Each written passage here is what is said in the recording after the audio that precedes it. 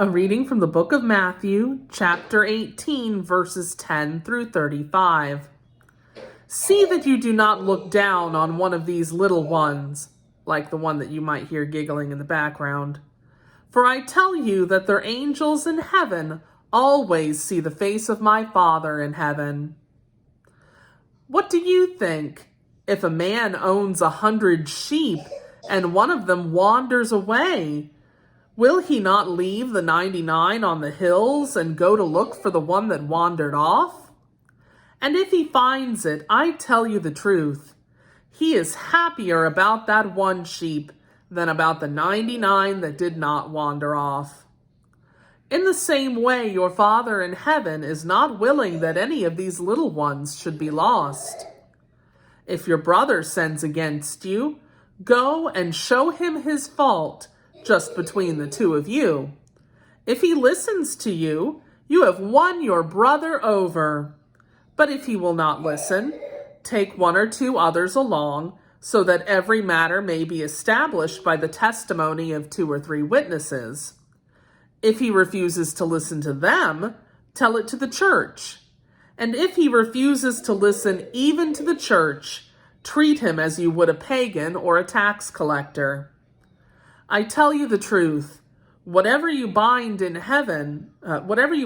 earth will be bound in heaven, and whatever you loose on earth will also be loosed in heaven. Again, I tell you that if 2 of you on earth agree about anything you ask for, it will be done for you by my Father in heaven. For where 2 or 3 come together in my name, there am I with them.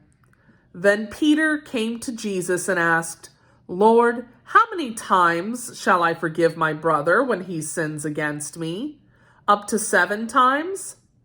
Jesus answered, I tell you, not 7 times, but 77 times.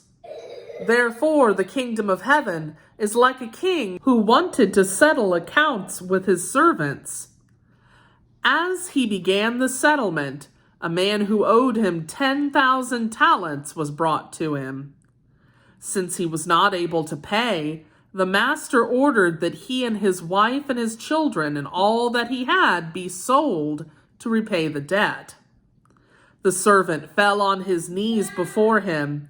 Be patient with me, he begged, and I will pay back everything. The servant's master took pity on him, canceled the debt, and let him go.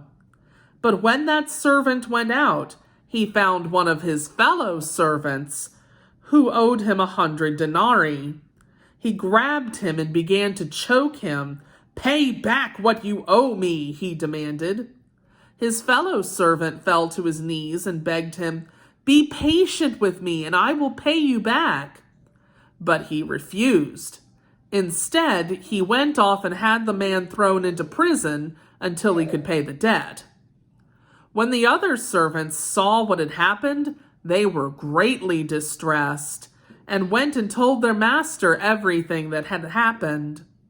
Then the master called the servant in. You wicked servant, he said, I canceled all that debt of yours because you begged me to. Shouldn't you have had mercy on your fellow servant just as I had on you? In anger, his master turned him over to the jailers to be tortured until he should pay back all he owed. This is how my heavenly Father will treat each of you unless you forgive your brother from your heart. The word of the Lord.